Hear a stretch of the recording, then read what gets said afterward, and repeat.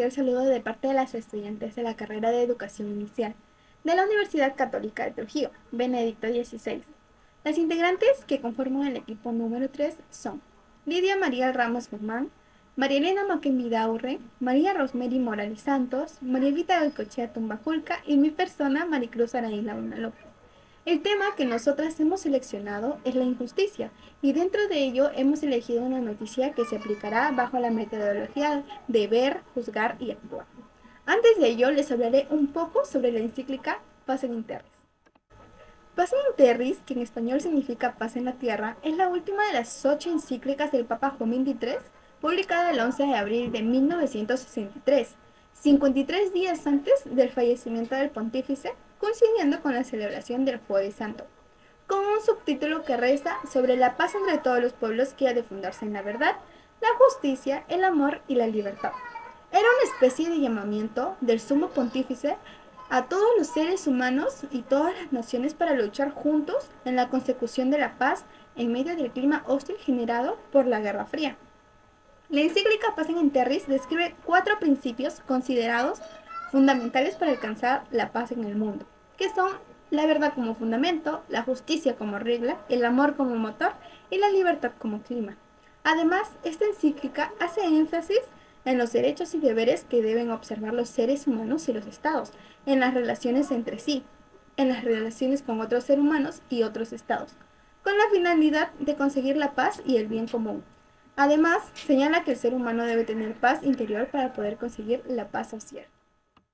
Bien, a continuación les mostraré un video que más adelante será analizado. Un vehículo rojo cruza la avenida Arenales y un auto negro le impacta. Lo que no se ve es cómo el auto rojo termina arrollando a un hombre que esperaba cruzar la vía. Es la cuadra 8 de esa avenida con Pablo Bermúdez. Heridos resultaron también los 3 ocupantes del taxi negro. Este era conducido por Juan Ramírez Cisneros. En el rojo iba al volante un médico, Jesús Calizaya. La justicia, sin embargo, determinó para el primero prisión preventiva de 3 meses. La considero totalmente injusta, porque en todo momento mi papá estuvo respetando las normas de tránsito. Él estaba en la luz verde. El señor que cruza, Pablo Bermúdez, estando en la luz roja, es el señor Jesús Richard Calizaya Delgado. La familia del taxista señala que todo sucedió tan rápido que el juzgado ni siquiera tuvo acceso a estas imágenes ni a la pericia policial que señala que el doctor Jesús Calizaya, a bordo del auto rojo, actuó de forma imprudente y negligente al cruzar Arenales y a una velocidad constante, continua y no compatible con la seguridad vial. En la audiencia se determinó la suerte de ambos choferes. El día de la audiencia, él llegó a un acuerdo con los familiares, ¿no? Decidió, sí, un acuerdo económico, decidió colaborar, pero indicando de que él no se hacía responsable de este accidente, ¿no? El resultado, el doctor Calizaya libre y el taxista preso en Lurigancho. Mi padre está en prisión porque no quiso autoculparse de una responsabilidad que no era de él. La justicia determinó que había potenciales riesgos de obstaculización del proceso y por ello optó por la prisión preventiva del hombre de 64 años. Uno es de que no demuestra que tiene arraigo laboral, porque el vehículo con el que él trabajaba se malogró ese día del accidente. Ni el taxista ni el vehículo registran faltas. El auto rojo tiene 2, una de ellas incluso 5 días después de este siniestro.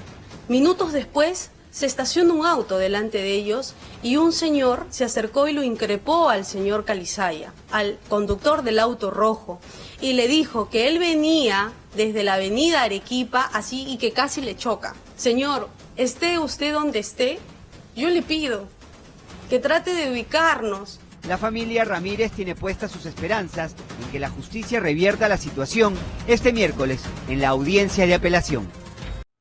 Continuando, analizaremos la noticia utilizando las 3 etapas del desarrollo, que es ver, juzgar y actuar. En este caso les voy a hablar sobre la etapa ver. Nosotros como equipo nos enfocamos en la encíclica de Pacem in Terris, ¿no? El titular de la noticia vendría a ser que taxista estaría preso injustamente por un accidente de tránsito. En fecha y lugar se dio el 17 de octubre del 2019 en el lugar de la avenida Arenales de la calle Juan Pablo Bermúdez en Lima, Perú. Buenos días, profesor. Buenos días, compañeras. Mi nombre es María Rosemary Morales Santos y soy integrante del grupo número 3. El tema que hemos escogido es la injusticia, ya que el causante del incidente vial fue dejado en libertad y el taxista quedó en prisión preventiva, a pesar de que las imágenes grabadas por las cámaras de seguridad muestran que él no tuvo la culpa. Por personajes primarios tenemos a Juan Ramírez Cisneros, quien es la víctima, Jesús Richard Calizaya, quien es el causante del incidente, y Ángel Romani Vivanco, quien es el juez. Por personajes secundarios tenemos a la policía, a la familia de la víctima. Valores y contravalores. En cuanto a los valores, se consideró el amor, el respeto y la solidaridad. Y en los contravalores tenemos la injusticia, la intransigencia y la desigualdad. Muchas gracias. Como segundo punto tenemos la noticia ya presentada bajo el término de juzgar, ¿no? Para ello, como primera parte tenemos lo que dice la Biblia, lo que hubiera hecho Dios o Jesucristo, cómo actuarías en este caso de injusticia, ¿no? Para ello nosotros hemos citado 3 versículos, el primero de ellos en el libro de Proverbios, capítulo 17, versículo 15, en donde nos dice: el que justifica al impío y el que condena al justo, ambos son igualmente abominables ante el Señor. Este versículo nos quiere decir que si alguna autoridad terrenal pone en encarcelamiento a una persona que no es culpable y deja al culpable en libertad, esta persona ante los ojos de Dios es abominable. Aquí nosotros también podemos aprender que no debemos de nosotros juzgar a las demás personas y que siempre debemos de tratar de hacer lo correcto. Este versículo es de mucha importancia para nosotros porque nos enseña cómo debemos de vivir nuestras vidas y cómo debemos de nosotros tratar a las demás personas. El segundo versículo que hemos podido citar es en el libro de Salmos, capítulo 43, versículo 1, en donde dice: hazme justicia, oh Dios, y defiende mi causa contra una nación impía. Líbrame del hombre engañoso e injusto. Este versículo en el libro de Salmos es una oración de protección contra los enemigos. Aquí el creyente le pide a Dios que lo juzgue y que lo proteja de los malvados. También le pide la liberación de Dios de aquellas personas que son engañosas, que son malvados. Este versículo nos enseña la importancia de pedir la protección de Dios, ¿no? Aquí podemos aprender a confiar en el juicio y la protección de Dios, incluso cuando nos enfrentamos a nuestros enemigos más difíciles, ¿no? Que es para nosotros, porque para Dios nada es imposible. También podemos aprender a ser firmes en nuestra fe, a confiar en Dios, sin importar en qué circunstancias estemos, sino que nosotros debemos de pedir a Dios que nos cuide, que nos protege, que Él ponga su mano divina sobre nosotros, que Él haga su justicia divina, y nosotros debemos de aprender a confiar. También nos recuerda que Dios siempre está dispuesto a ayudarnos y a protegernos de nuestros más difíciles enemigos. Como tercer versículo hemos podido citar en el libro de Proverbios, capítulo 21, versículo 3, ¿no? En donde nos dice: hacer justicia y juicio es para Jehová más agradable que un sacrificio. La lección que podemos aprender de este versículo es que siempre debemos de tratar de hacer lo correcto. Y no solo sacrificar cosas, ¿no? Sin asegurarnos de que estamos actuando con justicia, sino que también podemos ver aquí la importancia de lo que nos recuerda, ¿no? Que siempre debemos de tratar de hacer lo correcto, o sea, de andar en justicia, y que a Dios le agrada más la justicia que algún sacrificio que nosotros podamos presentar. Como segundo punto, tenemos el punto de vista de la doctrina social de la Iglesia frente al caso de injusticia. En la encíclica Pacem in Terris de Juan Pablo XXIII, en el capítulo 1, en la parte 37, nos dice: el orden es vigente en la sociedad en toda la naturaleza espiritual, porque se fundamenta en la verdad. Asimismo, esto debe de practicarse según los preceptos de la justicia, ¿no? También nos dice que nosotros debemos de vivir y completar nuestra vida con el amor mutuo hacia nuestro prójimo. Y por último, también nos dice que nosotros debemos de respetarnos íntegramente en lo que es la libertad, ¿no? Y debemos de asegurar la igualdad de nuestra vida cada día hacia nuestro prójimo. Aquí también podemos ver que el arzobispo José Gómez explicó el papel que tiene la Iglesia Católica a partir de la doctrina social de la Iglesia frente a los casos de injusticia que hay hoy en el mundo, ¿no? Y en su columna titulada El mundo tal y como debe ser del arzobispo Gómez, él nos indicó que la doctrina social refleja la sabiduría de que tiene la Iglesia Universal, ¿no? Que ha ganado durante más de 2000 años, ¿no? De estar al servicio de la gente, de las personas más necesitadas, de nuestro prójimo. Asimismo, nos dice que aunque haya muchas realidades culturales, muchos sistemas de gobierno corruptos, ¿no? También muchos sistemas económicos que roban a los más pobres, nosotros debemos de andar en justicia. El arzobispo Gómez terminó señalando que los católicos debemos de responder ante esta situación de injusticia a partir de las enseñanzas que nos da la doctrina social de la Iglesia, ¿no? Esto nos implica a nosotros a que debemos de construir el reino de Dios para corregir las injusticias y para buscar un punto que refleje los deseos de Dios para sus hijos, para poder combatir así poco a poco las injusticias, ¿no? Y la corrupción que hoy en día podemos ver en nuestro país.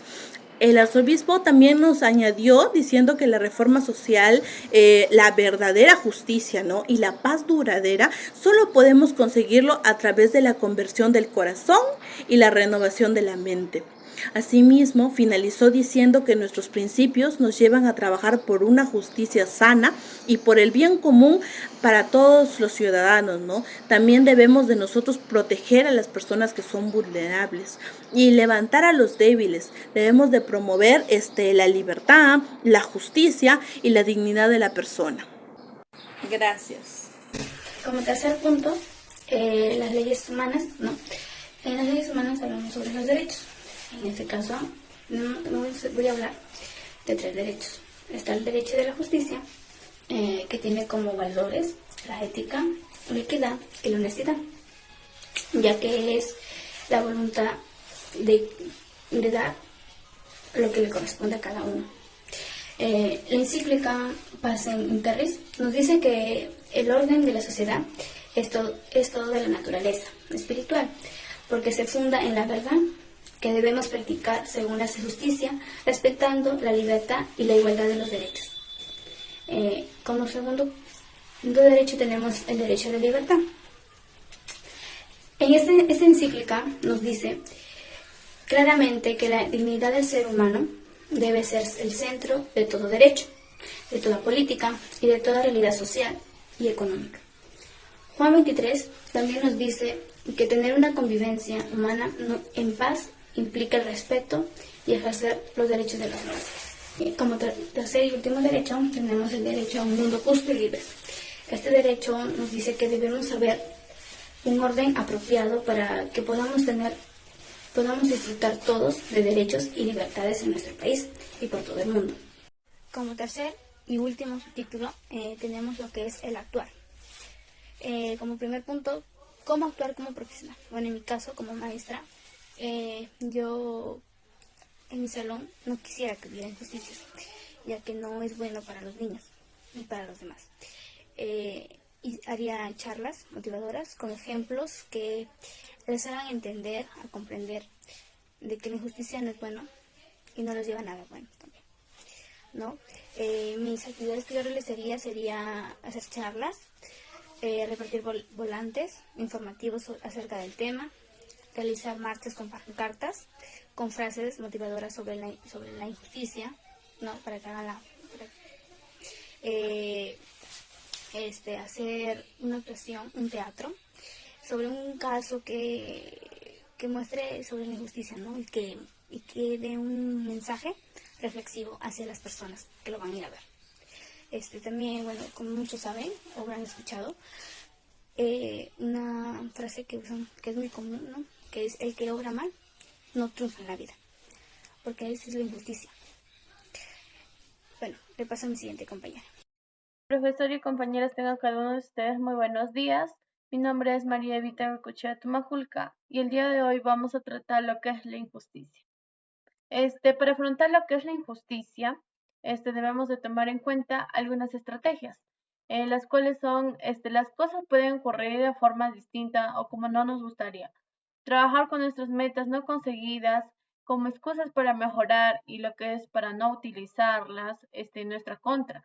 Si desear algo te encaminará a lo que es a luchar y a trabajar para esa meta, quejarte de la injusticia, de no conseguirlo y atormentarte al respecto te aleja mucho de tu objetivo. Optar por actuar y no por observar y analizar. Cuando nos detenemos en el análisis de lo que ocurre y no salimos de ahí, nos estamos bloqueando. Apostar por la acción nos encaminará a optar por lo que queremos. Por encima de todo anteriormente expuesto, convendría remarcar que para poder salir de la esclavitud de la injusticia percibida, solo podemos hacerlo si recuperamos lo que es el protagonismo de nuestras vidas y dejamos de compararnos todo el tiempo con los demás. Teniendo en cuenta lo que es la realidad que nos rodea, en la que ni los propios jueces tienen una visión única y objetiva de lo que es justo e injusto. Asimismo, reclamando tus derechos o apoyando a otros a que se les cumpla sus derechos y no quedándonos callados, ¿no? Como otra pregunta, ¿hay algo similar que pase en mi entorno de trabajo o en mi barrio?